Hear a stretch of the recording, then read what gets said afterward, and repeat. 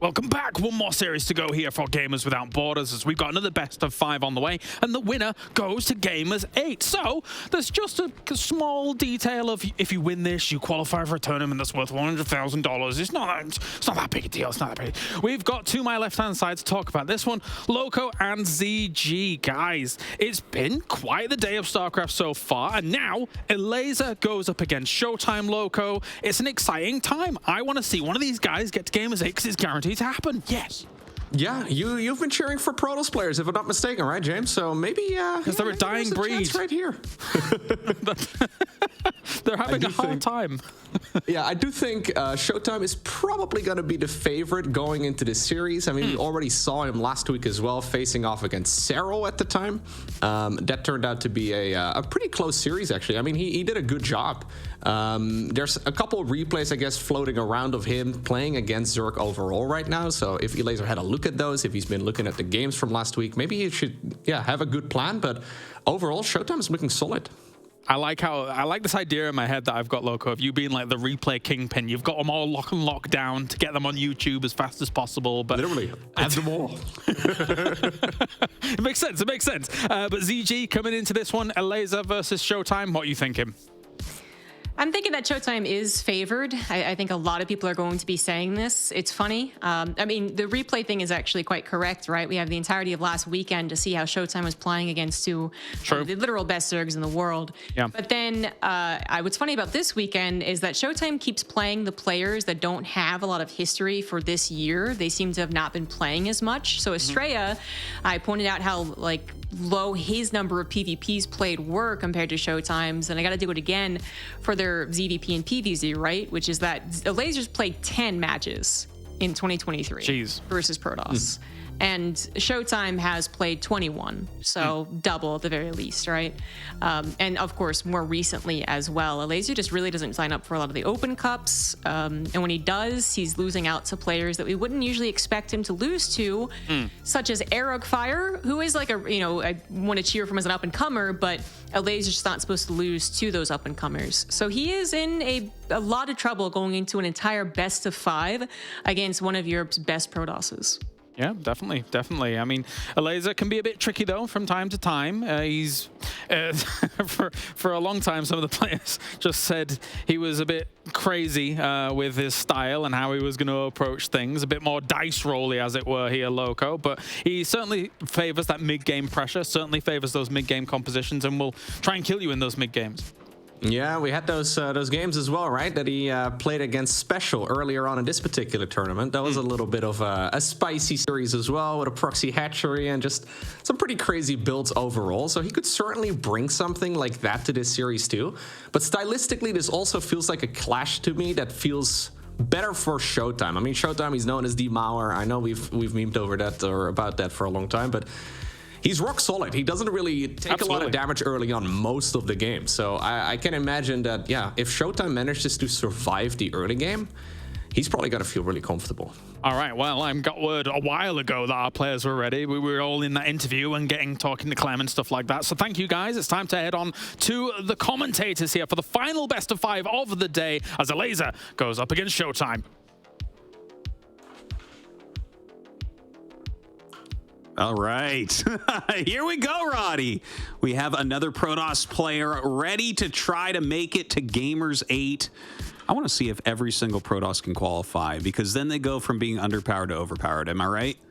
Not sure if we make it through the lower bracket that we are then truly overpowered then, but I definitely think that a couple of Protosses are going to make it. We've already had one, and I think tomorrow the stars will align, and I feel right here the Protoss is absolutely the favorite. Not just because of the games that he had last weekend against Zero and Raynor, where maybe against Raynor didn't quite go all that hot, but against Zero he played incredibly well. That second game was a work of art, but he's the more active player between these two. He's the one who's getting the better runs in the weekly tournaments. Like, I feel like if nothing terribly goes wrong for ShoWTimE, he should be able to get the job done here. Yeah, I think he has a lot more stability than Elazer, so I'll generally bet on him in this matchup. But like we were talking about before, I think that Elazer, when it really matters, can turn on this special level where he's taken a few risks, and sometimes they're going to pay off, sometimes they aren't. But this guy knows how to go deep in a tournament. No, for sure. And we saw that yesterday a little bit in the best of 3 that he had against Special, which may not have been the cleanest or most high-level ZVT we've ever seen, but it was wild. And there are very few Zergs who would have still won that game on Gresvan that Elazer found himself on. So he still has it. He's got great little tricks up his sleeve. He's a phenomenal Baneling enjoyer, whether it's the burrowed Banelings against Terran or the non-stop Baneling run-bys that I think he's very known for in ZVP. And of course, if Elazer just gets a clean early game, like if he doesn't end up losing 8 to 10 drones every single game before minute 6, he's got more than a shot here. It's just that ShoWTimE is very good with the adapts and the oracles, and if ShoWTimE just gets a little bit ahead, then it's so much easier for him to truly become the final form of the Mauer, and ShoWTimE on 4 bases is not going to lose a whole lot of games against Zerg. No, certainly not. Should be a good one, though. It looks like we're just about ready to get into game number 1. Of course, this is a best of 5. The winner goes to Gamers 8. Let's get into it here in the top right corner. From Poland, our Zerg player, it's Elazer.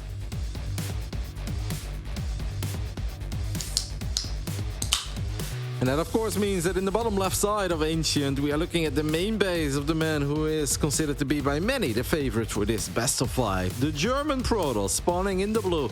Berlin International Gaming's ShoWTimE. All right. So, I mean, I feel like I already know how we want to see ShoWTimE play this, but I'm wondering, right, like you keep mentioning, ShoWTimE's a bit of a favorite, he's more active right now and everything. What do you want to see from Elazer if he's going to take this series, right? He's got 5 games to somehow peel it off of the German Protoss. Yeah, I think a big problem for Zerg players in this day and age of ZVP is just that Zerg all-ins are really not all that great, right? Like, I can't even think of a single Zerg all-in if you are the underdog where I'm like, yeah, that's a great one. Like, maybe you can get one cheeky win with a linked flood where you pull a couple drones as well, right? And you surround that Zealot, but all of that stuff is so wonky and it's not supposed to work against a guy who scouts actively. And ShoWTimE, I think, is a phenomenal scouter in this matchup.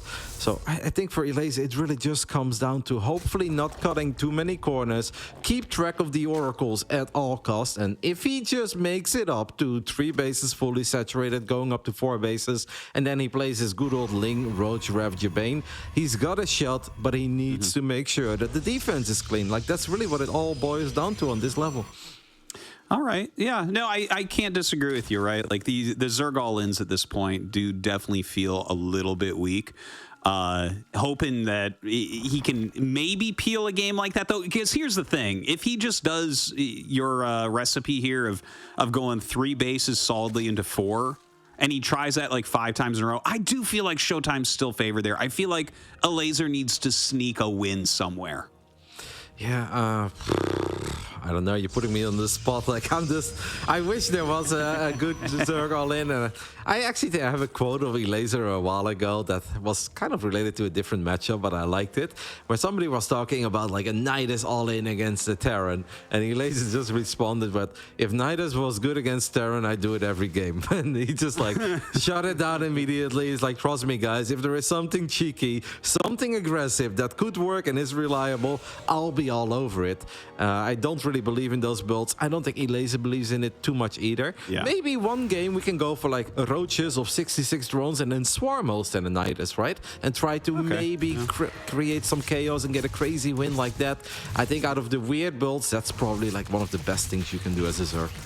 Yeah, I'm not really looking forward to any any builds like that. Like, we just don't have any great Nidus builds at the moment. Honestly, Rogue still has a year left in the military, so if there's going to be a good Nidus build, it'll be when he's out and ready to win again.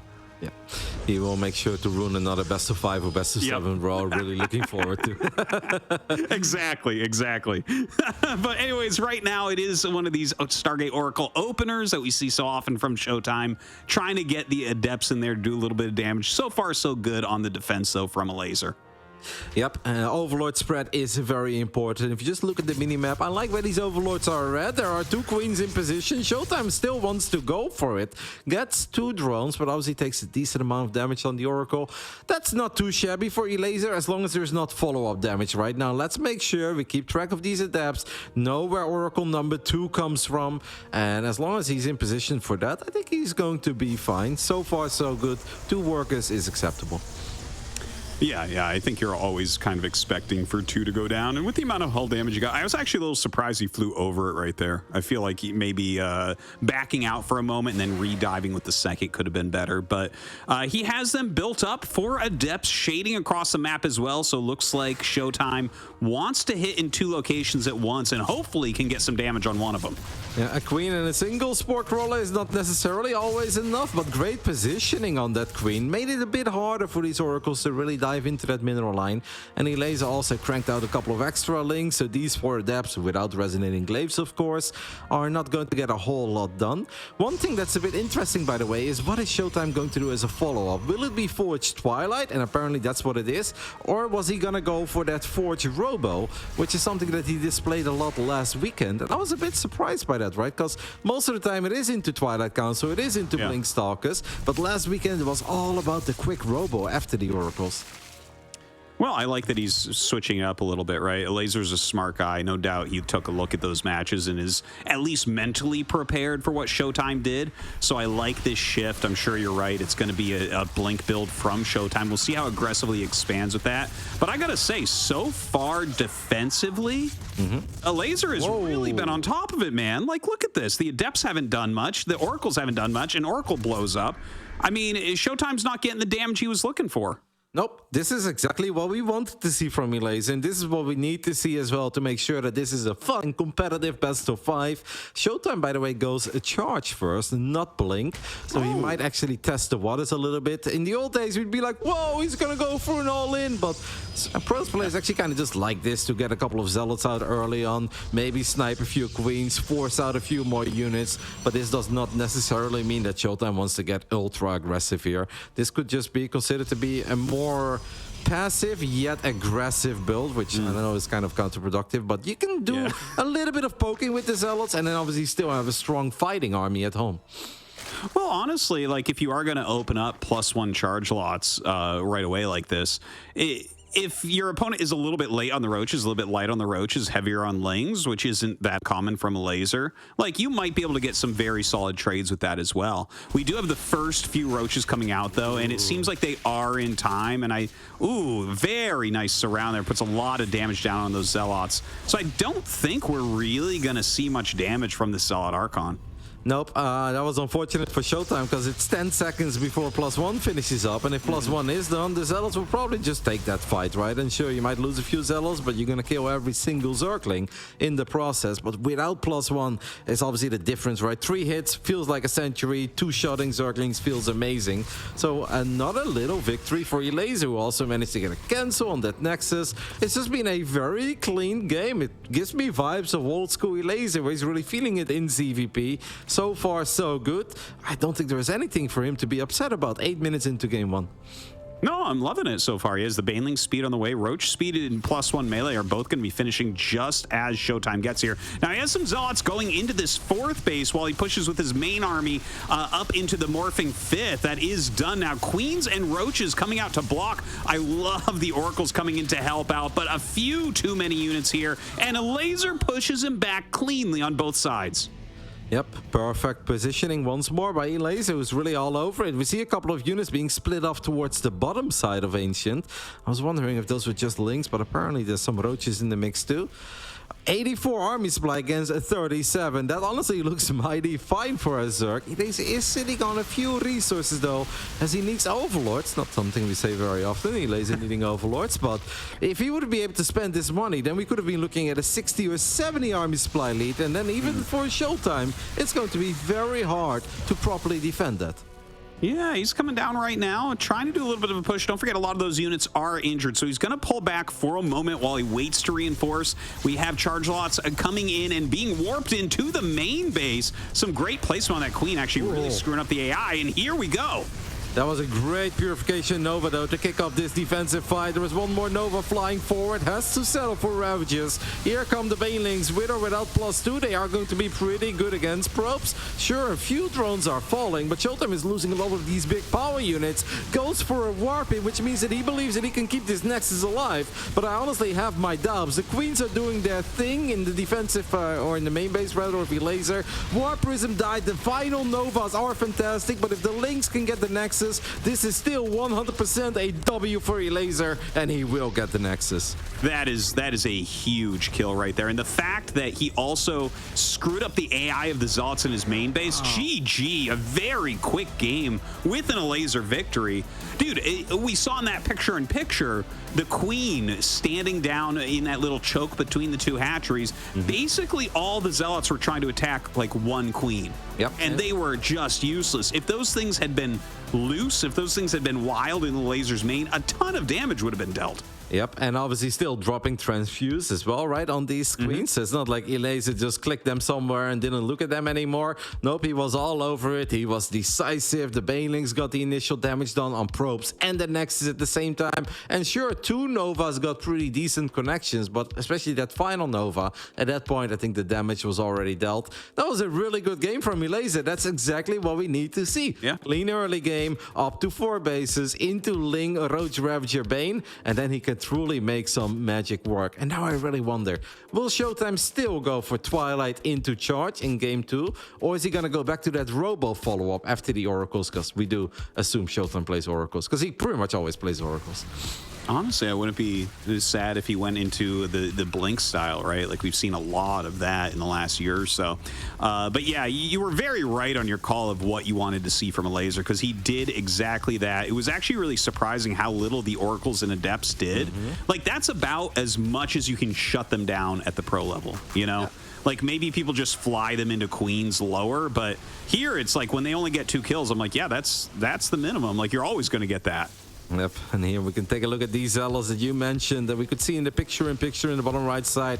Elazer with beautiful defensive Queen positioning. That was a surprising warp-in by ShoWTimE, because if you look at the numbers right now on the bottom side of your screen, and there are still 3 Disruptors left, like if these Zealots get warped in elsewhere, and they are actually able to protect these Disruptors, and then maybe you complement that with a Stalker or 2 to battle with the Roaches, it's obviously always going to be kind of bad for ShoWTimE, but it didn't have to be game-ending bad, right? If you have 60 probes, at least 3 bases, you have 3 Disruptors against a Lair-Tech Zerg army. That doesn't have to be game over, but I think that final warp-in was the nail in the coffin.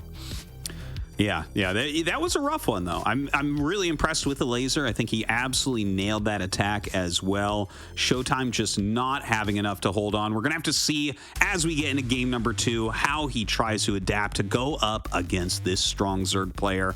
In the top left of Gresvan, it's Elazer.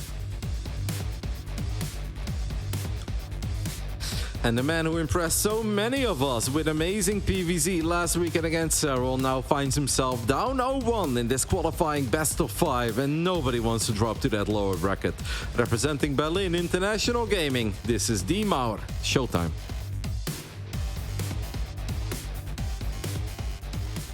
Yeah, I'm excited to see how he wants to open up here. You know, I would assume he's going to open with the Stargate again anyway. It's kind of the best way to control that early. Does come up with a probe to block that hatchery. Pretty standard stuff. So Elazer not going to blink and just make that hatch at his 3rd. No, it kind of felt like in the old days, every Zerg was like, oh, this is so annoying, it's a nightmare. Now every drone I produce from the main base has to travel centuries before it can start mining some minerals. But eventually they were like, I guess the upside of this is that our first Queen can drop a creep tumor and we can start getting creep towards the center of the map rather quickly. And at that one point, even the Protoss players were like, I'm not sure what's better, you know, if we force them to expand elsewhere or if we have to worry about creep in the center of the map at minute 6. So it's kind of funny how that has evolved. And yeah. I honestly don't know, right? If I can get a hatch block off myself, I always do it. But then when I do see creep at the center of the map, like 5 minutes in, I'm like, I actually don't know if this really became a whole lot more playable than it would have been otherwise. That's funny. That's like the Zerg players taking a very optimistic approach, which is really counter to how they've been through the history of StarCraft 2. But, you know, I like blocking the hatch. Anytime you're going to go Oracle with some Adepts early on, I just like it when you split that defense, when you make it a lot harder for Queens to go roam about and reinforce. It gives you a little bit more opportunity for some drone damage early on. No, absolutely. And there is one thing that often happens when Zerg players are forced to take a third base rather than the natural, and that is that they miss that one creep tumor that connects the main base to the natural, right? And then there are these moments where you would love to see the Queens show up in the main base to help out with the defense, but those few seconds they are off creep, they are just so freaking slow, man. It's unbelievable. So that's one more little upside that you can often take away from this as a Protoss. Well, thank God they're slow off creep, man. Do you remember back during the beta of Wings of Liberty, the quick Queens running across the map to kill you? It was something else. When I think of Queens and Wings of Liberty, mate, I just think of Red being the first Zerg to make an additional queen. And we were all like, oh my god, that's so smart. Instead of 2 queens, he's got 3 queens. And it's like, oh, how little did we know ourselves? I know, right? Nowadays, I'm like, only 6 queens? That's a lot. I think you should have 7 here. Well, 7, mate. I think yesterday in Elazer versus Special, at one point, we had a 15-minute game, and 23 queens had died. You know, like, not even to mention the other 10 that were still out and about on the map. It's the era of the queen that we've been living in for quite some time. It certainly is. Now, the Adepts coming in towards that main base. A few Lings here, trying to put some damage on, really focusing on that frontal Adept, getting as much as he can. No real damage as of yet, but ShoWTimE will continue to prod. Honestly, I would not have hated to see him cancel that shade. Like, I understand the fear of extra links showing up. He doesn't necessarily know what's waiting. But those were the only links left in the main base. The Queen was pretty far away from the Adepts. But I guess ShoWTimE just really wanted to set up for this wombo combo. He knows Elazer loves skipping Spore Crawlers. And the Queens can deal with the Oracle. But can they deal with the Adepts and the Oracle at the same time? This is exactly the early game we did not want to see for Elazer. Way better damage here from ShoWTimE. And look at that, 7 drones picked off. The Oracle makes it out very, very easily. Still pretty high health. Looks like he will surround the remaining Adept, but that was certainly worth it from ShoWTimE. Yeah, I mean, he's 11 workers ahead, 4 minutes and 20 seconds into this game. Elazer's Link should not be able to get a cancel on this Nexus. A decent amount of HP on it. An extra safety Adept got warped in. This is exactly what ShoWTimE wants to see in his PvZs, and it's what he couldn't find in a previous game, and that's why we complimented Elazer as many times as we did, because we can't emphasize enough on how important it is as a Zerg to not be bleeding out close to 10 drones in a 5-minute game, and that is exactly what has happened here. You know, that's kind of the wild thing about StarCraft 2. Like, you know, it's almost exactly the same units flying across on the same maps over and over, but the amounts of damage you get vary so much on your execution. It's kind of insane. Now, Elazer pushing these 3 Oracles. At least he knows all 3 are down here right now, and doing a good job pushing them back. Ooh, look at this diving on the hatchery. Yeah, I want to say I think they can get it, but it's going to get rather close. One Oracle gets saved, and in the end, the Oracles do get the cancel on the hatch. And I want to ask you, Artelsis, what do you make of this hatchery positioning in the first place? Because that is absolutely not the gold standard in ZVP.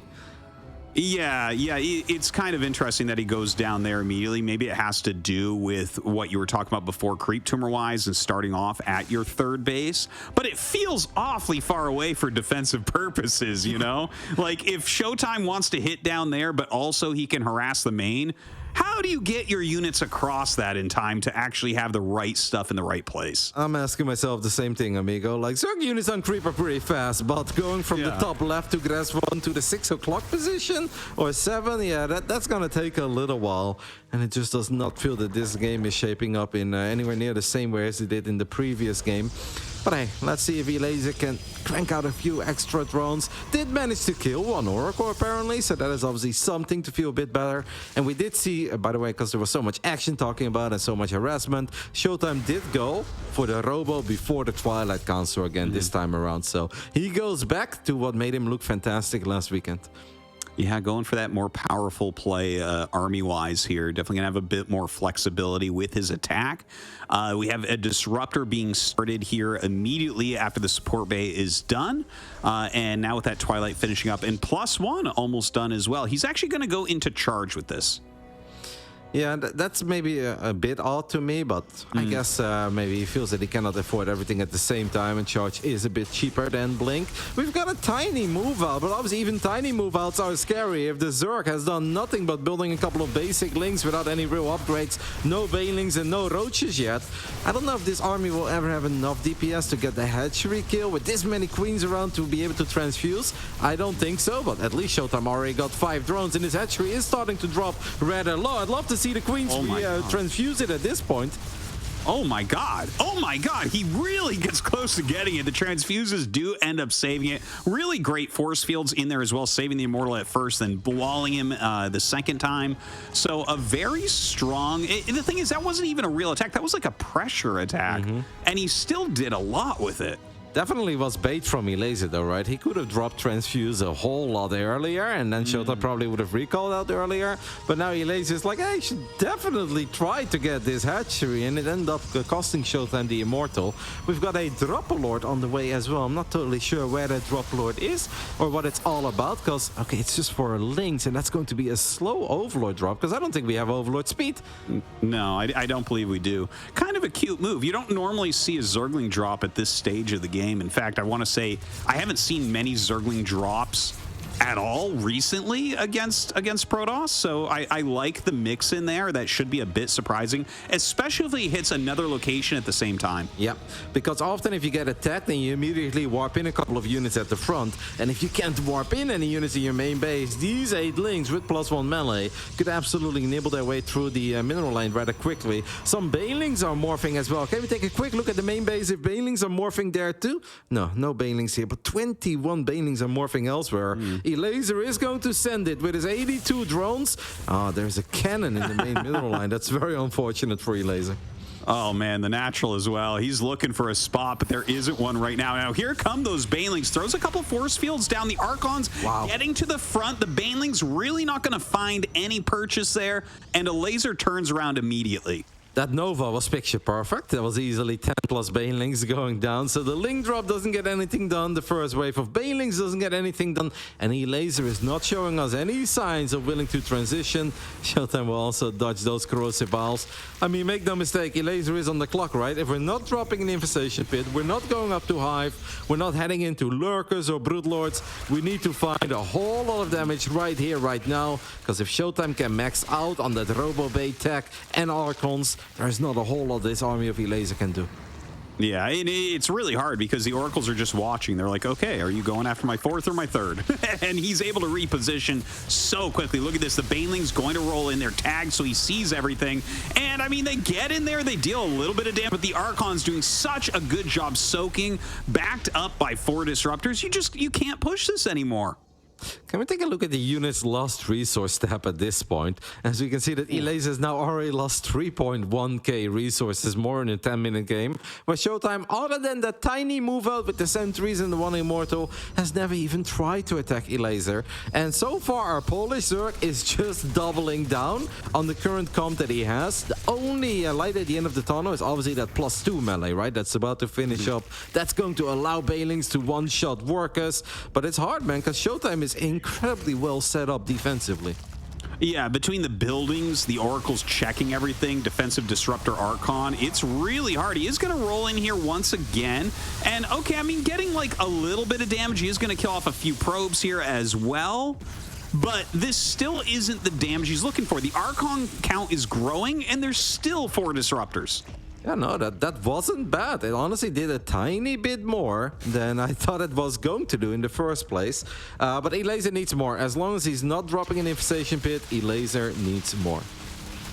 Yeah, well, that's the thing. Like, when you're playing this type of, like, Ling Roach Bane, you have to actually blow things up. When you see the Protoss technicality get higher and higher, like, there's more Archons, and now there's more Robo units.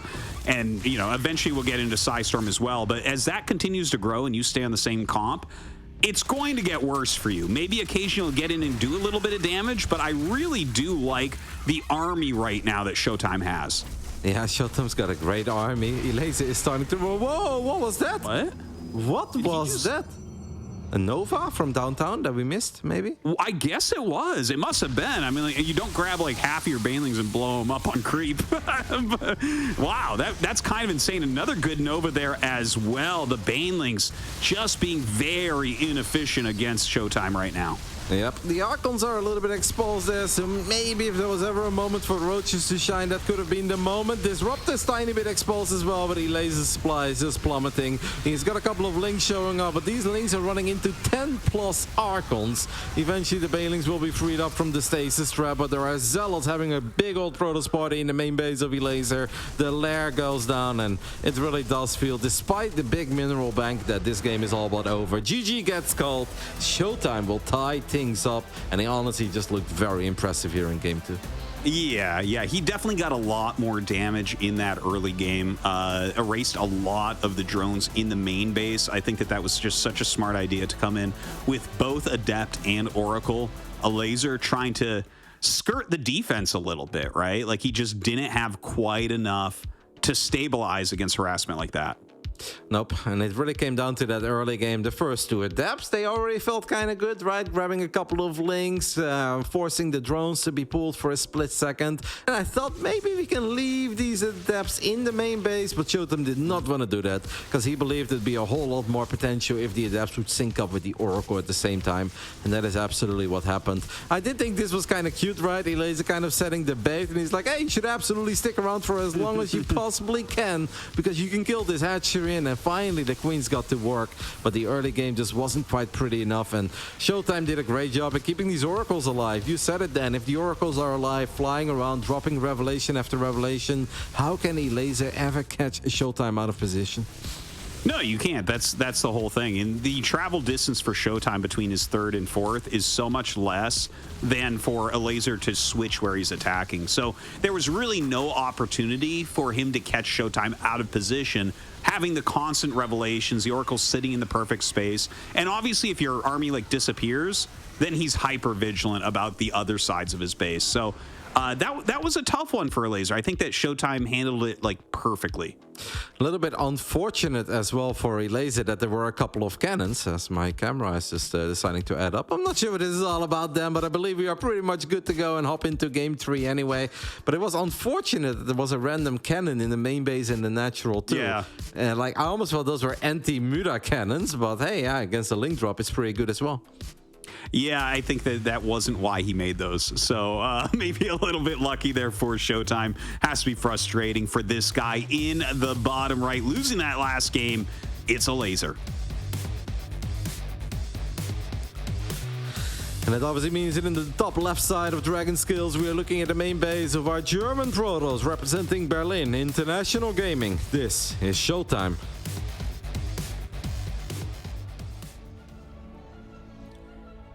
All right. You know, I'm kind of sitting here wondering, like, are we going to see Oracle Adept again, right? Here comes the probe for some blocking. The drone just runs right past him. Gentleman's agreement. We're going to make that hatchery at the third base. Yeah, I mean, it was obviously solid in the previous game for Demauer, so I'm sure that he's going to be happy to see this. So we'll see if Elazer has that one crazy build up his sleeve, right? That we were kind of alluding to. We know that he's fond of the playstyle that he had in the previous game, since he's not currently like grinding the late game of ZVP 24/7. I can understand if he feels that his best shot is just doubling down at lair tech aggression rather than going up to Hive and playing that slower game against ShoWTimE. But I do hope that in one of the 5 potential games that we have here, that he's got something special, something that hits either earlier or later, but something a bit different than Roach, Ling, Ravager, Bane every single game. Yeah. You don't want to let ShoWTimE get comfortable in that defense. You have to mix it up a little bit. And if you don't mix it up, it's like... That's such a big part of StarCraft, is the hidden information, right? The wondering, the anxiety about what may be coming or what may not be coming. If you kind of know, if you know, we're getting into game 5 and Elazer's done the same thing every time, it's going to be so easy for ShoWTimE to just deflect it. For sure. Obviously, for Elazer, the Overlord positioning is going to be important once more. These are not things that we normally talk about, but this is a big-time best of 5. Dropping to the lower bracket is scary. Every single player here in the second weekend is obviously very capable of making it through these qualifiers. So you ideally just want to get the job done here, relax, and enjoy some games tomorrow rather than actually participate in them. And it all starts with the most basics of StarCraft 2, and that is map vision of the very few units you have in the first few minutes of a game of StarCraft. Yeah, and, you know, right now the Overlord getting a little bit of a scout. It sees that delayed cybernetics core. So, you know, you're probably thinking, okay, it's another Stargate, which is pretty darn standard, again, especially when you force that base to be... Oh, God, is he going to catch this drone? Look at that! That's obviously great for ShoWTimE. And now it's actually going to be a little bit annoying to send over another drone. You have to keep an eye on this Adapt too, right? Because if you send the Queen and all the links to the low ground, then the Adapt could shade into the main base. Well, the main base is very exposed. Oh, this is kind of cute. This is actually going to block it with the shade. Second Adapt is going to show up as well. These two Adapts will one-shot that drone. And this is just already spiraling out of control. This is a phenomenal start for ShoWTimE. The links are getting picked off one by one before link speed is done, and I have the feeling a few drones will fall here as well. We can still deny that hatchery, by the way. Like, the link count is low. A couple of links have already gone down. Apparently another drone did manage to sneak into that natural, but what a start for our German Protoss here. Dude, that's actually crazy. You know, normally I won't flip out too much if a couple of first adepts kill 2 drones. It's like, oh, okay, you know. But when they're 2 consecutive drones trying to make that natural expansion hatchery, oh my God, you're slowing down so many things for Zerg right now. Yeah. Just a fantastic start for ShoWTimE. He has got to be feeling amazing. And as a Elazer, do you try to just trudge through this? I think your entire flow is already off. So even if you had some sort of a timing attack in mind, you can't make the timing attack anymore. StarCraft 2 really is an extreme game in that regard. So I think from Elazer's point of view at this point, it's just, all right, the Adepts already did too much, but now let's make damn sure that these Oracles won't find the success they found in Game 2. And then it will obviously still become a playable game, but 2 Queens are a bit of out of position as they were on the wrong side of the hatchery. So these Oracles will also find some damage. And the link count is very low at the moment. These 5 Adepts could actually have a field day in the third base. I'm honestly starting to get very worried here for Elazer. How many links are out at the moment, Observer? It's just Queens. There's only 5 Zerglings, Artosis. Yeah, not too many. He does have 2 more Oracles still sitting behind the main base there. Decides to shade through with those Adepts. And let's see. Oh, God, not much at this natural. Is the Oracle's going to come in and get a lot of drones, it looks like. This is high-level PvZ in a nutshell. ShoWTimE is excellent with the Adepts and the Oracles, and they are not supposed to win games. They are just supposed to put you in a good position leading into that mid-game, similar to what Reaper Hellion can accomplish for a Terran player. But ShoWTimE is almost outright winning these games now with just his opening units. And for the first time in the series, the opening, or the follow-up rather, will be Blink and +1. Well, certainly a very popular thing, at least amongst the Korean Protosses. The Oracles come in again, they get a Queen, they zap 4 more drones, they zap down another Queen as well. The damage is really unending here. Like, this, it looks like a mismatch right now in this game.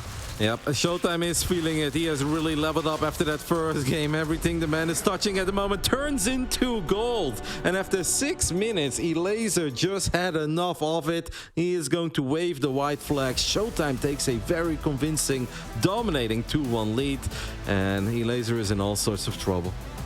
Man, it feels like we're speedrunning these games the last couple days. Seriously.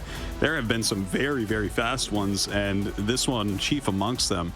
I don't know, man. This is feeling pretty bad for Elazer. You know, the first game he blocked everything so well. What do you see that he's doing wrong here compared to game number 1? I don't think it's necessarily that Elazer is doing stuff wrong. I think it's more that ShoWTimE is doing things right. He just seems even more active. He's looking for more openings. And obviously in this game, like something as silly as Elazer trying to get the second base up and running, or what is supposed to be his natural, that already went wrong. And if these things start going wrong, at that point it is that good old snowball that we talk about all the time. Like suddenly you're always 1 step or 2 steps behind. And yeah, things spiral out of control rather quickly. It's just we need to go back to the defense we had in game 1. Yeah, Elazer really needs to tighten it up. I am a little bit nervous that he might try something cheesy at this point. You know, I feel like after those 2 games, you're not feeling super good about yourself. You even got, max supply game 2. It didn't work out. Here, you just get torn apart by the early harassment. But we will see. We're going into map number 4, NeoHumanity, and in the top left, we have Elazer. In the bottom right side, we are looking at the main base of the man who is now 1 map away from qualifying for Gamers 8. And based on his performance in these qualifiers so far, I'd say he absolutely deserves it. Hailing from Deutschland, it is Berlin. International Gaming's ShoWTimE. And here the workers cross each other's paths as Elazer just goes ahead and takes that 3rd base as is natural. Won't be able to expand in a straight line this game, Rotterdam. Well, you never know, mate. We could very well, indeed, as one of the observers Straight is down? showing us. Yeah, take the center, mate. Sure. Yeah, you're giggling, but the rich Vespian geyser is honestly not the worst build to take. Now, of course, defending against Adepts and Oracles is going to be a nightmare, but if your follow-up is then, let's say, 55 drones in a good old German Uber, where we get a couple of Dropoloids, fly Queens to the other side of the map and attack with Roaches and Ravages, that may not even be the worst build to go for on this map. Yeah. I mean, if you're playing against the triple Oracle Pure Adept in the early game, we have seen that build take it out before. We'll see if Elazer wants to go down that more aggressive path. Well, honestly, it's a best of 5. He already does have a single map win. So if he could just peel one right now with something cheesy from ShoWTimE, I feel like that is almost a mentality reset where it's like, okay, we're just one game to qualify. And I feel like out of all the maps, if you are planning something funky, cheeky as a Zerg in this matchup, I do kind of think that NeoHumanity is the map. You can obviously destroy the debris in the center of the map, and then all of a sudden this relatively large map doesn't feel very large anymore. Yeah, you don't want to have to be running through that slow zone so many times. Of course, we got those gold minerals in the back. I've definitely enjoyed some of the rushes we've seen with that, but certainly not going to see any of that in this game at least. Looks like some drones being transferred out to the expansion here for Elazer, and I'm waiting to see the Adept fly across the map and try to deny this natural again, because that had to feel so good as ShoWTimE. Yeah, no, at that point on this level, a pro gamer at a home circup will tell you, that's GG immediately. The moment they block the edge, they get the first round, that's GG. And like, obviously we joke about that, but yes, at that point, it is kind of up to the Protoss. If they just keep on playing well, they will just find more and more damage. And I think it is safe to say that ShoWTimE absolutely managed to do that in the previous game. This time around, the Queen is here to assist these links immediately. This Adept is still annoying, but in the end, the first drone will just be able to do what it's supposed to do, and that is become a hatchery. That he definitely was over prepared for that one with the amount of lings he had and the Queen coming out. Elazer not going to fall in the same way twice, but 2 Adepts here. They are going to try to get some work done. It seems like there's enough lings and Queens here. Yeah, cancels that shade, and he will wait a bit longer to go in. Yeah, I think that's smart, right? Like, if you know that the links are already there, if the links are here chasing your adepts, then I think you can let that shade finish up. But when your adept shade spots the links already waiting in the main base, there's a Queen to help out these links too, then it makes a whole lot more sense to just keep those boys safe and wait until the Oracle shows up, and then we can go for the good old wombo combo. And the beautiful thing about ShoWTimE is that he doesn't always play this out in the same time or in the same way. Sometimes it's adepts and Oracle at the same place, but sometimes it's Adepts in the third, Oracle in the main, Oracle in the natural, Adepts into the main base. Like, that makes it so difficult as a Zerg to properly defend against this form of harassment. Well, you definitely don't want your opponent predicting exactly where you're going to go. They can just centralize their units at that point and knock you out. We have a Spore starting, so I like to see that from Elazer. He hasn't taken any critical damage or anything yet. So far, so good on the defense. And now this is exactly what Elazer needs, just like he did in that first game. But that doesn't mean that now it's like, oh, is it now looking good for Elazer? No, this is standard, right? If you watch Serral play, almost every single ZVP looks like this in the beginning, where a Protoss tries, but they won't find a lot of damage. And I think that our German Zerg Lambo is also phenomenal in general in the early game of ZVP when it comes to having these units in the right position. And Elazer is showing us here that he's absolutely capable of not falling apart in the early game. And we know that. But this is only the start, right? Like, this doesn't guarantee anything, as we do see 16 extra links being fired up. I wonder what Elazer is going to do with those. I don't know exactly. Like maybe some sort of quick move upon the third base. He does look like he kind of pokes in there. Is defending against these adepts as well, so they will be somewhat useful. The adepts being mostly sacrificed, but oh my god, here come the oracles, and a great defense goes bad. But a link run by as well on the other side of the map. Yeah, this is obviously terrible for Elazer over at home, but if ShoWTimE is not reacting to these links in his main base, that can be just as bad, if not a whole lot worse. Sure, 12 drones go down, but a lot of Oracle energy was used, a lot of adepts were thrown away, and for just a couple links, Elazer managed to get 10 probes on the other side of the map. I would actually say that Elazer got the best of all this craziness. Yeah, he can re-drone a lot better than ShoWTimE can really re-probe here. So I would definitely agree with you there. You know, the adepts are off the map now. The oracles are very low and are kind of going back into a more defensive stance, at least for now. But you know, I don't feel like I look at this and say, oh, Elazer's way ahead. You know, we have Blink on the way, we have +1 on the way, 3 Nexuses. I think ShoWTimE will be all right to play it forward.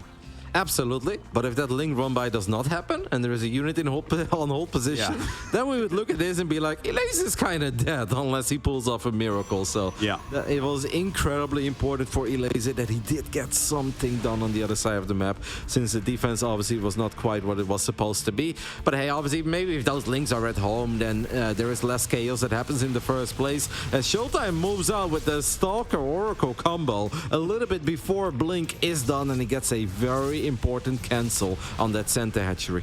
Yeah, that was actually quite fantastic. The Glean's a little bit slow to come up. I don't think he was expecting him right then with, you know, his seven stalkers without Blink walk across the map and cancel a hatchery. It's not something you see every day. But Blink is finished now. More stalkers coming up, and he's going to put some damage on these queens. Yep, there is a link counterattack once more. Love surface area on that shield battery. If the shield battery falls, these links have some potential. And it seems like the battery went down, and 6 additional probes will fall down as well. Even a couple of these stalkers are struggling. ShoWTimE is way more focused on this fight on the other side of the map than he is in defending those Zerglings. And sure, ShoWTimE managed to get a lot of queens, but I am still not sure if this is ever good for a Protoss when he's taking this amount of damage against just a couple of links. Yeah, he did lose a lot against those links, but to be fair, he still has 52 workers. He forces a cancel here on the hatchery. He ate through a lot of queens and their energy across the map, so I think he's still fine.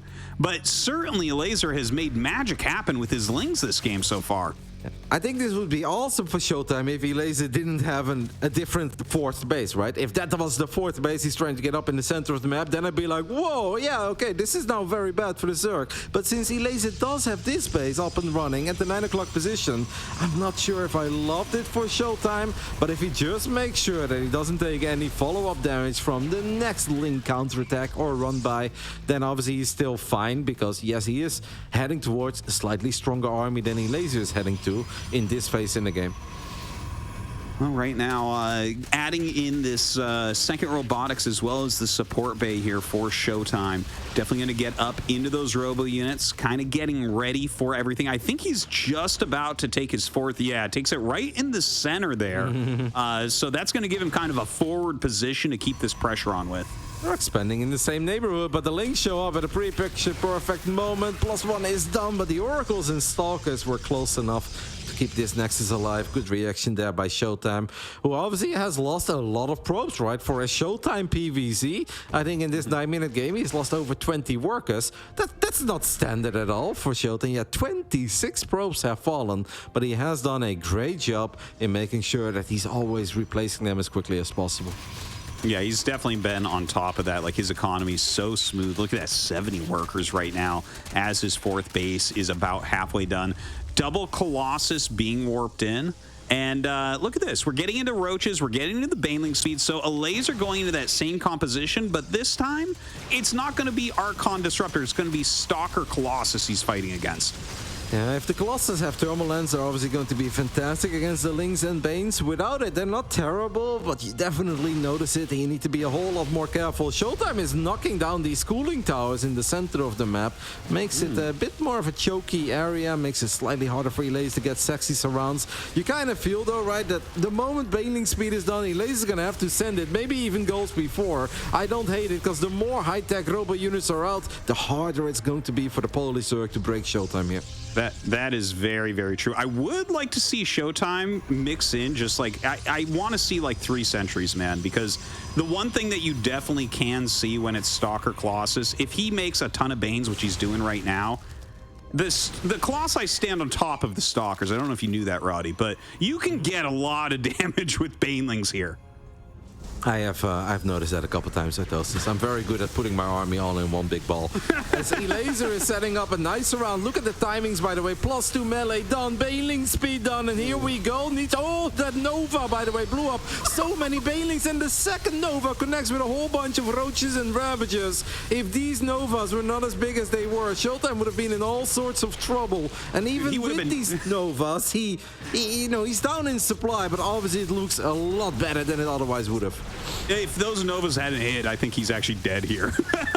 But instead, he has a lot of units. And I mean, right now, Elazer is trying to mass up. We have a ton of Zerglings in production at that hatchery there. Some more units coming up. Another nice Nova goes down. A ton of Zerglings join the fray, and the Stalkers do have to back up.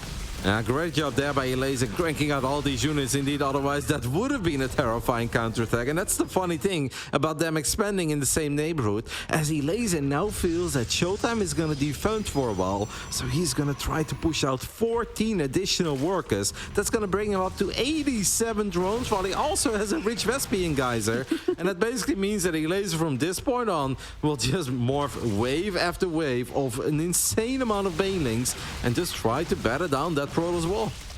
I think it's the right choice at this point. Utilize this kind of tempo advantage, this gigantic economy that you have. It looks like he will expand yet again a couple of times on opposite sides of the map. Elazer is getting very, very large here.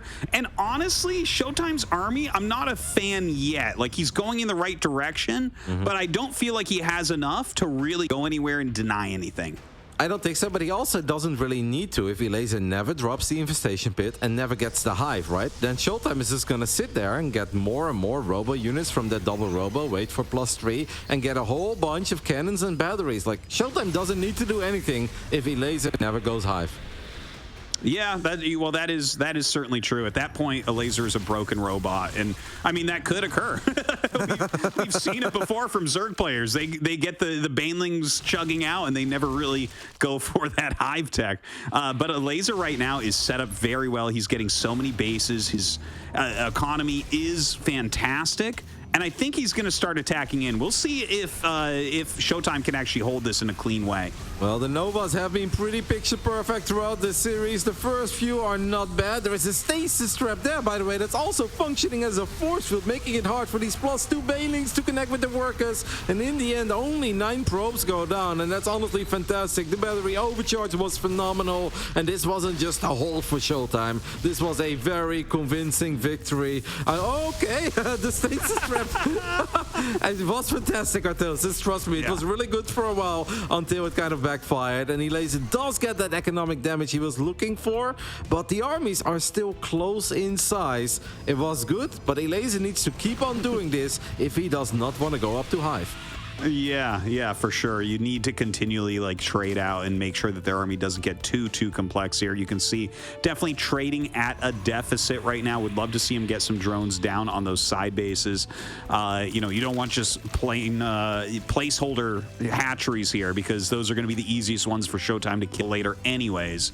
Now, ShoWTimE, his army is getting better. He's even getting plasma shield upgrades, finally taking a 5th base here in the bottom right. We'll see if he can get that up. Probably not immediately, but I think later on he might will. As Elazer gonna send it one more time, but these Novas blow up over 20 supply of roaches immediately. That's a fantastic overcharge for ShoWTimE as well. And these roaches, they honestly just don't look that intimidating anymore. Not enough of them are left. That battery will fall. And I mean, ShoWTimE is at 100 supply. He is definitely struggling, right? He has only 37 army supply left. So maybe one more wave will be that final wave that's good enough for Elazer, as he just refuses to tack up. But at this point, I don't hate it, because he's clearly finding victories with his attack. Yeah, I think he's going to win with this now, honestly, when you look at it. It can look close for a moment, but when you just look at the actual army that ShoWTimE has, it's getting worse. And anytime it's getting worse, Zerg is winning with this type of strategy. He's only utilized 142 Banes so far, but he has killed a lot of expensive units from ShoWTimE. Yep, and 62 probes, right? And that's obviously a problem. The initial bases of ShoWTimE are going to start running a little bit dry. All those cannons and batteries that looked so intimidating once upon a time are kind of gone. There are still 4 disruptors, and we all know about the disruptor and a dream, as we have an infestation pit on the production chat. Yep, well. What does that do? Does that make the banelings better? Like, what's going on here? Another 34 Banes on the way. I feel like every time I look over, he's making 34 Banes specifically. I feel like I believe in astrology suddenly, but he's going to roll in here again, and if the disruptors don't get those good hits, he's going to be in trouble. Yeah, well, that was a good one, but the first, 2 out of 3 kind of whiff. The final one does not go off. The disruptor gets picked off. Elazer becoming a Terran play there for a split second, and that should mean that this attack is going to be good enough, because these Archons and Stalkers are going to have a hard time battling all these Zerg units. GG will get called, and Lair attack Elazer strikes once more and ties things up.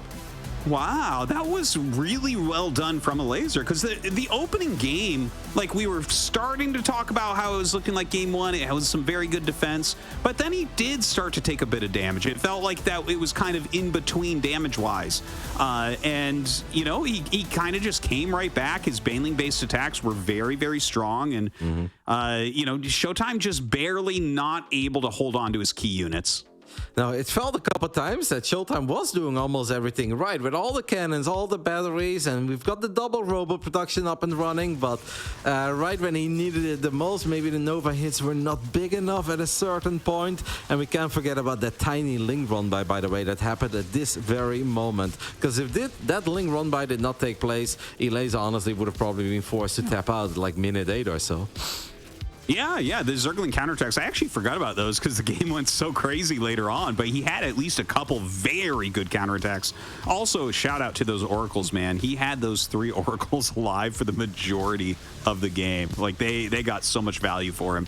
But yeah, the Baneling flanks coming in with this type of unit comp, if you can't slow those Banes down at all, they can just force the damage.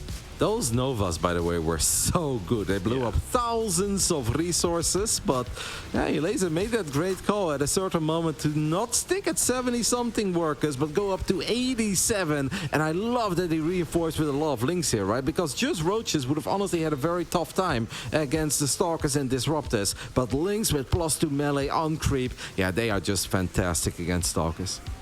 Oh, for sure on that. And of course the probes as well. We did see those Banelings there right there. Yeah, as they came out of the stasis, he kind of forgot about those for a moment as he chased down parts of the army that got away. So definitely a painful moment too. But, by this point, the writing was already on the wall. Elazer's non-stop aggression here in the late game, just a bit too much.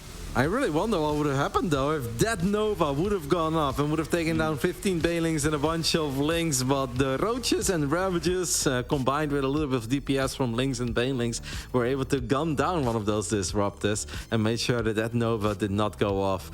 Elazer became a tiny Terran there, but throughout the game, he truly was the Swarm. And I don't hate it, right? Because obviously, we always talk about how great Vipers are against this kind of an army where you can abduct the Disruptors and abduct the Archons, but if that's not your comfort zone, why do it? It's so much better to just play what you're very good at than play what other people tell you is very good, but you don't feel very comfortable with. 100%, Roddy. It's so important to express yourself with StarCraft, especially when you get to that top level like these guys are at. Now, in the top left, playing one game now for a spot at Gamers 8, it's Elazer. Bringing that old school Elazer magic to the best of 5. In the bottom right side, we're looking at the main base of the man who probably expected himself to be done by now, but he's gonna have to work very hard for it. Representing Berlin International Gaming, this is D Mauer, ShoWTimE.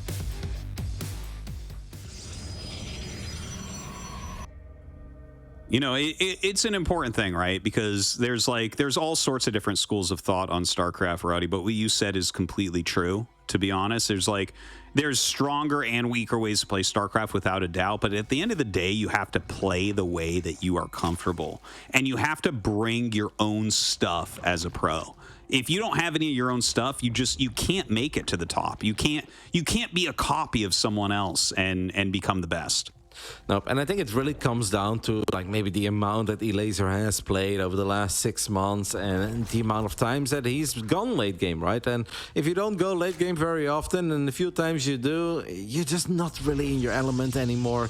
And we all know that he's capable of using the spellcasters, but over the last few weeks, he just found a lot more success with doubling down on lair tech units rather than sneaking in the infestation pit and being forced to be a bit more defensive and go into hive and then have one deciding fight with the Vipers.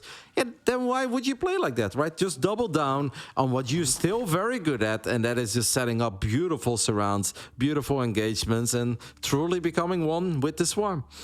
Yeah, and while the Viper play, maybe in theory, it can have a couple more percentage points of victories, like, you know, Elazer doing what he's good at, what he has instinct for, and something also that not as many top-level Zergs do.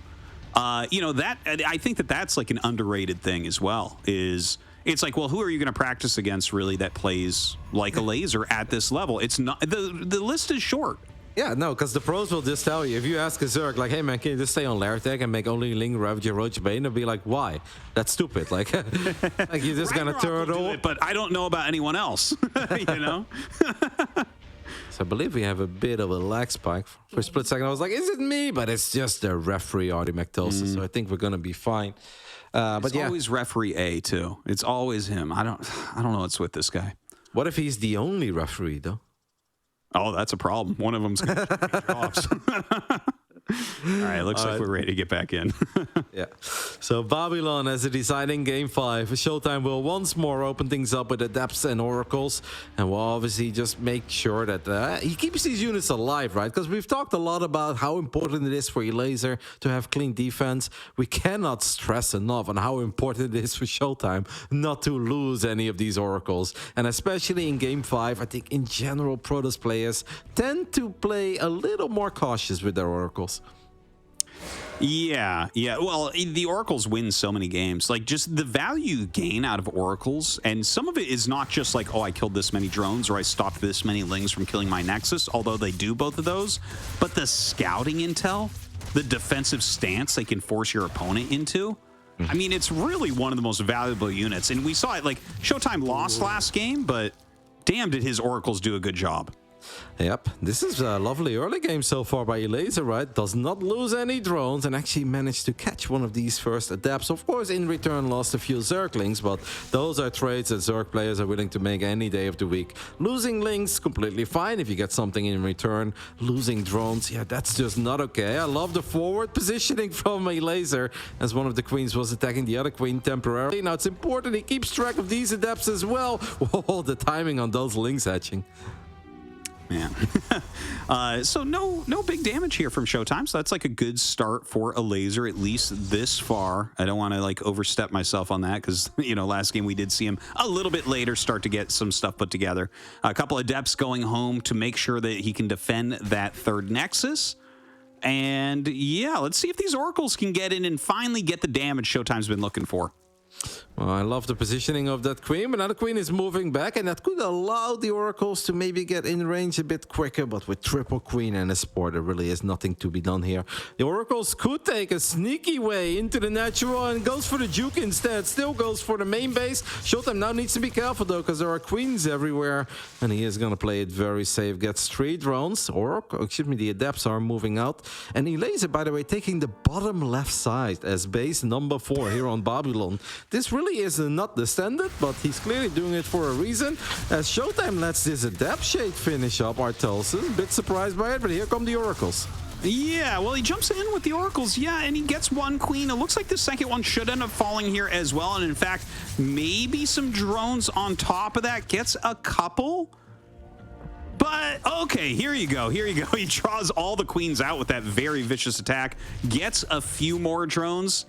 I mean, I think that's okay. Yeah, totally okay, because it's a lot of lost mining time as well. If our lovely observer could just bring the income advantage graph up for a little bit, you can really see how much of an impact that has on the Zerg economy to be forced to pull that many drones away from the third base, from the natural. As Elazer is going to try to get lucky on the other side of the map, but the amount of damage that Elazer got in the previous game with the link counterattacks, that's not something you can rely on, right? That's just not supposed to happen a whole lot at high-level StarCraft. No, certainly a very rare situation. ShoWTimE here going into that robo play before the Twilight once again. Already getting an Immortal out here. The support bay going to be finishing shortly. And still keeping some pressure on with Adept Oracle. I'm not sure he's going to really get in and get too much done, though. If we took a look at that main base of ShoWTimE, by the way, as I don't think indeed he's really going to commit. He is still making a random adapt or two. That's a bit surprising. Okay, he has fixed the gas. I was mostly fixating on that gas next to the forge because he had 1 out of 3, and I was like, that's kind of odd. Most of the time ShoWTimE does things for a reason. We know that pros like to pull off probes from gases sometimes, but this didn't really feel like a moment that would have made any sense to me. But it's good to see he fixed it already. Yeah, double checking everything in his base. Good usage of that time.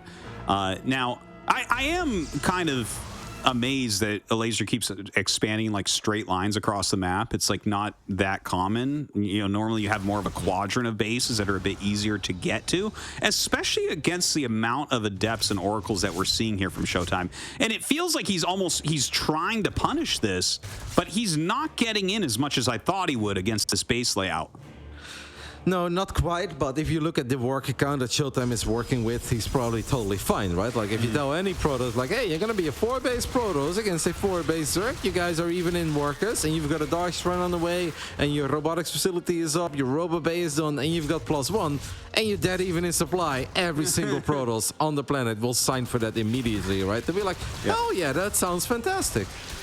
Yeah, I'll take that position. Thank you very much.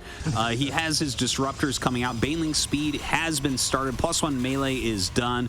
Definitely can't get any damage onto this 4th base as there's zealots and cannons there. And the oracles continue to rotate through. They hit that bottom left 4th base, get a few drones, and just gonna sit there for a moment. We'll see if they get more at the 3rd. This Oracle movement really has been beautiful throughout this game. I started to get a little smile on my face because I don't know how he does it. He's been around the map 3-4 times. He has driven into multiple mineral lines. There were spore crawlers, there were queens, all the oracles, meanwhile still alive, still finding some damage. But Elazer is starting to get aggressive. For the first time, he is seriously making his way to the other side of the map on powers 2 gateways immediately. I don't see an overseer here though, and the Dark Shrine is done. Ooh, a big disruption ball does hit right there, but still a lot of roaches and lings. 1 Ravager left over. Overcharge is thrown down, and he's going to back out at that. It's a weird attack because Elazer was literally sitting at 1800 minerals there, and like this obviously was not like an all-out, oh, do or die attack, but it also felt like he was throwing away a few too many units to just make it seem like, oh, I'm just testing the waters and it's no big deal. It was kind of funny because there was no Overseer in the mix, but the Banelings killed the Dark Templar, even though the Baneling count wasn't crazy high. But these Oracles, Artimectosis, is still alive, and they're still of great value to ShoWTimE. He's really done an amazing job with those units. Yeah, this is actually something that I didn't really notice before, but in these games, he is so good at keeping them alive and getting value out of them just non-stop. I also got to say, I do appreciate anyone who goes Dark Shrine for Archons at first. I really like that type of style to go with heavy robo units, and I think he's doing a great job like building his composition. This army from ShoWTimE is getting really scary. Yep, but Elazer now has that army supply lead, right? He can't really wait, I think, for +2 melee. That's a bit of a pipe dream, because if you wait for that to finish up, then ShoWTimE is going to be at 185, 190 supply too. 51 Banelings! I believe a wise man once said, that's so many Banelings! And this really is it for Elazer. It's quite a few Banelings, Roddy. Whoever said that sounds very, very smart.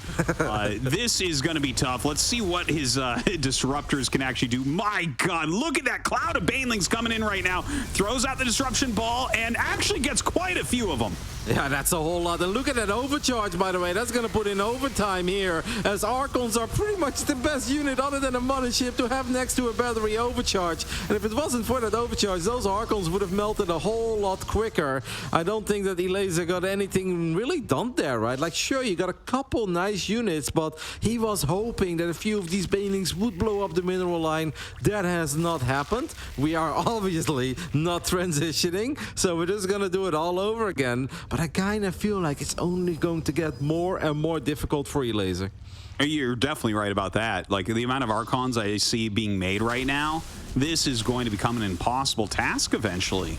You know, Archons just take so many Baneling hits. And of course, the disruptors, oh my God, what a hit. Yeah, that was so many Banelings, and it turned into pretty much no Banelings. There are a few Banelings left in the mix. If they can make it into the probes, then at least Elazer would have something to show for it. ShoWTimE even wipes in Dark Templars as he realizes there is no Overseer with this attack. There is a DT counter-attacking on the other side of the map, and this game honestly looks disastrous for Elazer, who has probably lost like 8,000 resources more, if not a whole lot more than ShoWTimE at this point, because these attacks were just not very successful. He's almost twice in the resources lost. It's crazy. Now, here's the even crazier thing. I think Elazer needs to stay on what he's doing. I don't think he has any time to transition into anything else. He has to get something done here. I'm just not sure how he's supposed to do it. Now, I would definitely like to see some more map vision in the top side of the map, because if one Dark Templar can already find that damage, then obviously Zealots can cause even more issues. So maybe a Spine, maybe a Spore. I guess we can maybe battle around the 5th base of ShoWTimE, right? That could very well be the best game plan for Elazer. And even something as silly as some Baneling drops into the base at 3 o'clock and into the natural. Decent engagement here as he tries to become a Terran player once more. Gets a couple of the disruptors, but unfortunately Roaches do not have stim. And getting multiple disruptors is a problem. Dude, 1 health literally as that huge disruption ball goes off. I don't even know which unit set you have to hit it exactly to 1, but that is painful. Continues to move forward here with the Archons. The Archons are getting a little bit low, some of them on the shields, so maybe Elazer can whittle some down, and yeah, it looks like ShoWTimE has decided it's time to back up and reinforce. Yeah, ShoWTimE is going to be feeling really, really good about this game. With all these Archons, with the Disruptors going up to 5 bases, and there is just very little that Elazer can do about it. Maybe on creep, the fights will go slightly better for Elazer, but it's just not a fair fight, man. ShoWTimE's army is so much more tacked up. It's better upgraded too, we can't ignore that. He's got +3 on these ground units, and I have no idea what a good engagement for Elazer would even look like here. No, it's hard to say. Like, he needs to hit every bile and things like that. The disruptors have to somehow misfire or walk into the roaches. It is a tough situation. You know, he can fight well against just the Archons with the Roach Ravager, but the extra damage from these Stalkers and the occasional disruption balls are making this impossible. Pretty much impossible indeed. GG gets called. D. Mauer impressed many by his great showing last weekend against Zero. Unfortunately for him, that was not quite good enough. Had to go up against Rainer in the lower bracket round 1, which has made it very brutal. But this weekend was his weekend. A 2-0 against Australia and a 3-2 nail-biter over Elazer will be good enough for our German Protoss to qualify for Gamers 8.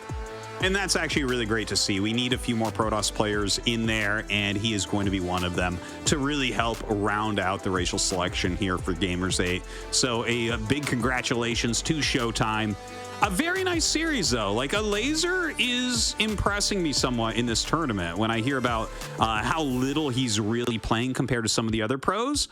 Taking down Special 2-1 and then bringing ShoWTimE to Game 5 like that, this is some quality play. Yeah, and that crazy game on Gresvan against Special, that's one that we will all remember for a very long time. And throughout this series, he definitely had his moments. He showed us that he still has beautiful surrounds, that he still knows how to macro like the very best of them out there. And he honestly got very close. And yeah, we are 1 or 2 fights away from potentially talking about how amazing it is to welcome Elazer to Gamers 8. But in the end, I do think ShoWTimE lived up to his name, right? D Mauer stood strong. And we talk about Trap being the wing commander. Those oracles of ShoWTimE, oh, they were very impressive throughout the best of 5. Yeah, he definitely did a fantastic job. You know, kind of predictable with at least the very beginning of his opening, but which Protoss isn't at this point? The Stargate, just such a fluid opening, so many options for defense, for harassment. But ShoWTimE really controls his oracles amongst the very best, if not the best. And oracles are not that easy to control. I feel like you have the 2 types of Protosses, the oracle lovers and the oracle haters. I never truly fell in love with the unit myself. They just slide Artosis. They don't listen, okay? They live their own life, but apparently if you build enough of them, eventually you'll master the movement. And I think it is safe to say ShoWTimE has absolutely done that. Having 3 oracles like that, just rotate around the map, find every single opening, and still be so valuable in the defense with revelations, with stasis traps. Takes a whole lot of practice, I can guarantee you that. All right, well, Roddy, it was a great cast, some great fun, but let's make like oracles and slide it over to James's main base. Thank you. We're at the main base, the Kalaris Dome. We're back, and we have had quite the series, actually, here. Loco, as well as ZG joining me. There were moments in that where I felt exhausted personally watching ShoWTimE after furiously mashed to try and defend what he could. It's like that gif of that guy that's just smashing on the keyboard, sweating. But ShoWTimE, regardless, is victorious here, ZG, after a constant, never-ending defense against the Swarm. It was a wacky, wild best of 5 overall, right? Because it kind of sucker punched us as the viewers in the first game, where we were just like, whoa, hold on here. Like, is Elazer the better player today? What's going on? And then ShoWTimE came swinging back and dominated the next 2 games. And that game 3, where he won around 6 minutes, was just, you know, that seemed like the nail in the coffin for, like, mentally at the very least. And then Elazer brought it back. So, I mean, they certainly seem to like offset each other, I suppose, and created some of the wackier PVZs we've seen in the last 2 games, especially. But just overall, I guess expected result for ShoWTimE winning. But Elazer really does continue to prove that he is quite the good tournament player. I think Artosis really summed that up nicely. Yeah, definitely. I had to agree and echo those sentiments. But Loco, yeah, I mean, I said it at the beginning of this series that Elazer, he favors that mid game, and he is powerful in it. And we just see this bulldozer-like style that he brings to the game. And it's not like there was even that much variance in what he was bringing to every single game. So ShoWTimE's probably anticipating it from game to game, but it's so hard to stop, it seems. Yeah, no, you're definitely right. I feel like Elazer really powered up in this series, right? Especially game number 1. I think we all sort of predicted that this was going to be pretty one-sided and that ShoWTimE was going to take it. But I was watching game number 1. I was like, oh my god, he's actually defending everything. He's just not really taking any damage, and he is playing a near-flawless Zerg match. I honestly think there were multiple opportunities in this series too where Elazer could have taken it. We saw so many big disruptor hits. To the point where, you know, especially in that last game as well, I think like half the banelings must have died to disruptors in that match. Yeah, if some of those disruptors would have not connected, I think there was a very real chance that Elazer would have been the winner. I don't think I've ever seen some of that disruptor hit there. I don't think I've ever seen a more efficient disruptor hit on banelings, ZG, because this game in particular, where I felt like by the time we got to game 5, ShoWTimE had kind of sussed out what he needed to do against this mid-game strategy and was truly Dimauer. Dimauer. I got there in the end. He was the cat. No. Yeah. He that's what we call him when he loses these games. We call him Demower. But if he wins, it's Demower. So yeah, he was definitely Demower at the end there. I think it really just as I was saying, it's just the ability to, I think, push each other onto their heels was kind of apparent. So even though ShoWTimE recovered after game one, it was still something that he didn't look as rock solid, and we could see a little bit of the weaknesses he's shown, I guess, also versus Raynor with those mid-game attacks. But of course, Raynor, Elazer, a bit different in terms of our expectations. But then ShoWTimE did get those disruptor hits that honestly sometimes were absolutely missing from his other PVZs. Yeah. And gotta agree with Loco. If some of them didn't happen, this could have been an Elazer victory. Well, there you go. Another Protoss through to Gamers 8, and it will be ShoWTimE here, but it was no small feat whatsoever in that best of 5. Elazer pushed him to the very brink of extinction. As we take a look now at the lower bracket as well, we've got ourselves now, unfortunately for Elazer and Oliveira, they find themselves down here, but tomorrow, Cham versus Lambo and Estrella versus Special Loco. So some great fixtures on the way for them to then try and play off in those next best of 5s. Yeah, couple Zerg versus Zergs right there at the top of the lower bracket. Cham versus Lambo should be a pretty fun match, and the winner of that going up against Elazer. We haven't seen that many ZVZs, I feel like, this tournament so far, so I always enjoy those. I know some of the commentators may not be the biggest fans, but I personally enjoy watching some ZVZ. But I think it's going to be fun. Should be a good series. Absolutely. The mirror matchup really grew on me for many years ago now, to be honest, and it's been great ever since. But anyway, that's how it goes. All right, it's time for an interview. ShoWTimE is ready with us. I'm not going to do the sound check. I'm just going to throw it straight away to questions because I'm going to be hazardous like that. A maverick, a rebel.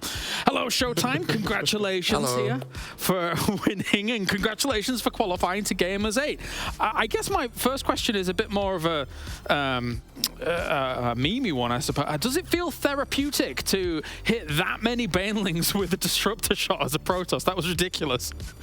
Yeah, it does for sure. Like, I lost my mineral line so many times to banelings. Like, it's honestly unbelievable. It's nice to get some redemption every now and then. No, absolutely. That was ridiculous. So I guess my second question then is, obviously, Elazer plays this heavy mid-game style. Would you rather go up against something like that, or would you rather a Zerg of equal skill, let's say, in this theoretical world, be trying to push you to the late game and trying to take the game to those big 30-minute games? It really depends on the player. Like, Sure. if against Elazer, I'm pretty confident going into late game because I know he doesn't like it too much, he doesn't play it too much, so I know I just have to defend and don't take any big baneling hits on my mineral lines and all that stuff, and I will be in a good spot. So it really depends on the player. Makes sense. All right. Loco, do you have a question for ShoWTimE? Yeah, definitely. So first off, congratulations with your qualification. I was wondering your thoughts on the Zerg versus Protoss matchup in general, because all of these games we watched here against Elazer, they kind of look the same, with you opening up mostly the same way, him mostly opening up the same way, and the mid game also, well, being very similar from game to game. How do you feel about it currently, and do you like it? Yeah, it's maybe a bit stale. I don't know. It's been this way for a long time. Like, Protoss mostly opens Oracle. You do some Adapter harassment, some Oracle harassment, and then you can kind of branch out a little bit. Like, you can do some charge opening, some Blink Stalker, or the way I do it with like the quick Robo. And besides that, there really isn't too much you can do as Protoss. Maybe like a Twilight into Glaive opening or DT, something along those lines. But like, other than that, I would say it's somewhat stale, at least the early game and the build order choices. But I don't know, I'm kind of used to it. With like, if there's not a lot of patches, then Protoss usually ends up in that spot where you have a couple of builds that are good. And yeah, I kind of like it still. Even if it's a bit stale, yeah, but it's still, I think, like mid game and even like early late game and stuff like that can be pretty fun anyway. Okay, Zombie, anything that you wanted to ask? Few questions. First of all, your run so far has been PvZ oriented, with a win over Estrella as well in PvP. But still, what would you say do you feel is the big difference between the likes of Serral and Raynor, the top two Zergs, and then a Elazer or like a Lambo? Why could you defeat a Elazer but not the other guys?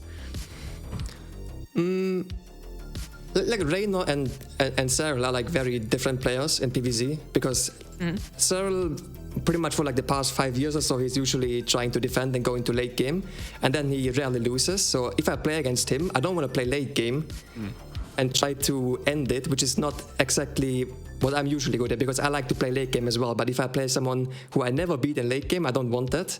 Whereas Reina is also good in late game, but he's beatable, I think. But he is much more like aggressive, and he forces more mistakes in like the mid game. Like he will play more similar to Elazer, I would say. Maybe like a little bit more with like a plan after the baneling aggression, all that stuff. So it's hard to like compare like Cyril and Reina to Elazer and Lambo.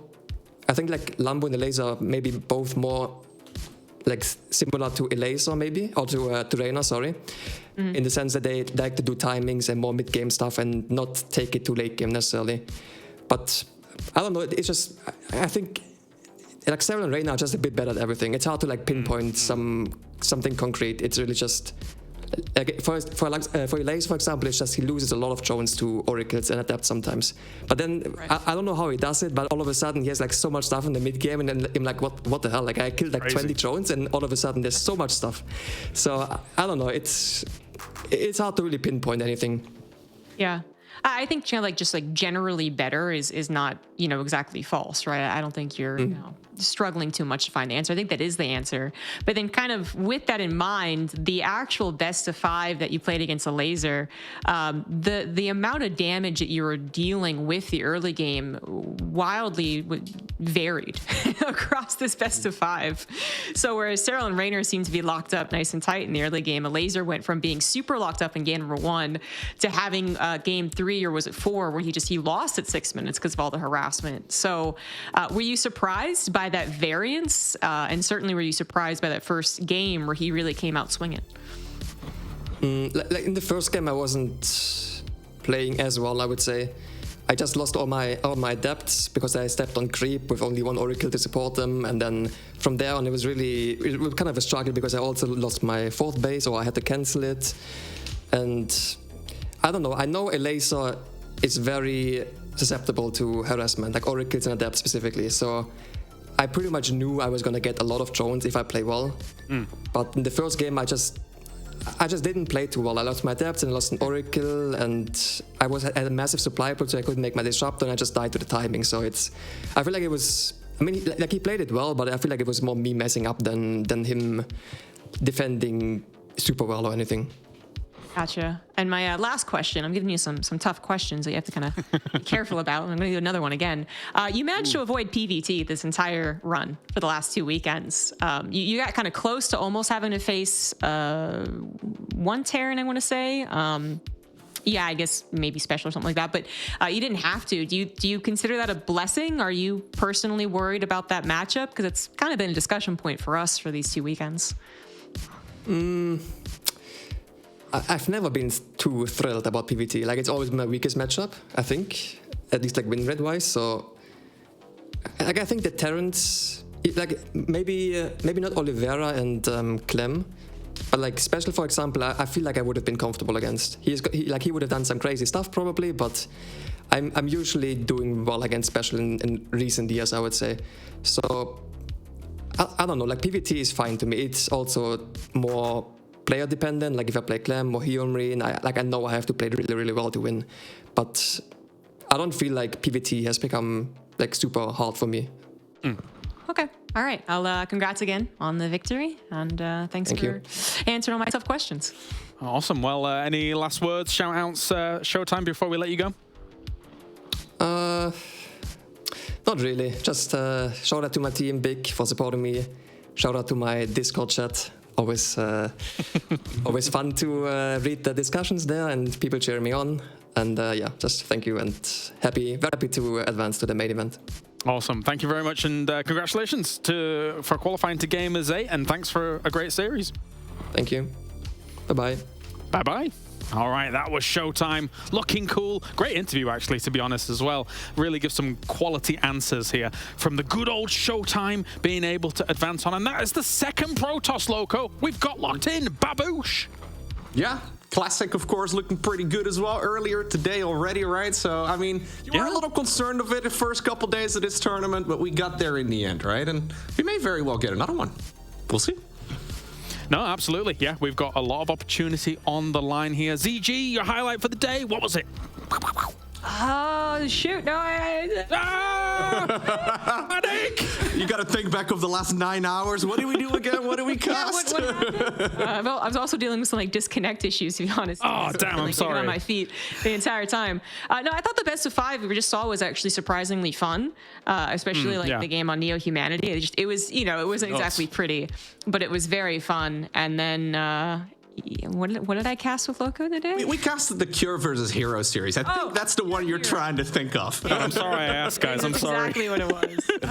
Yeah, that was also actually pretty great. I just love that Hero almost made the comeback, right? His strategy and his aggression working out, and I do hope that he makes it through tomorrow. Okay, I appreciate your answer, but your answer could have also been, and then we could have ended soon. All right, thank you very much, everybody. Thank you very much, guys, for joining me here. It's been a great day of StarCraft here for day number 5 of Gamers Without Borders.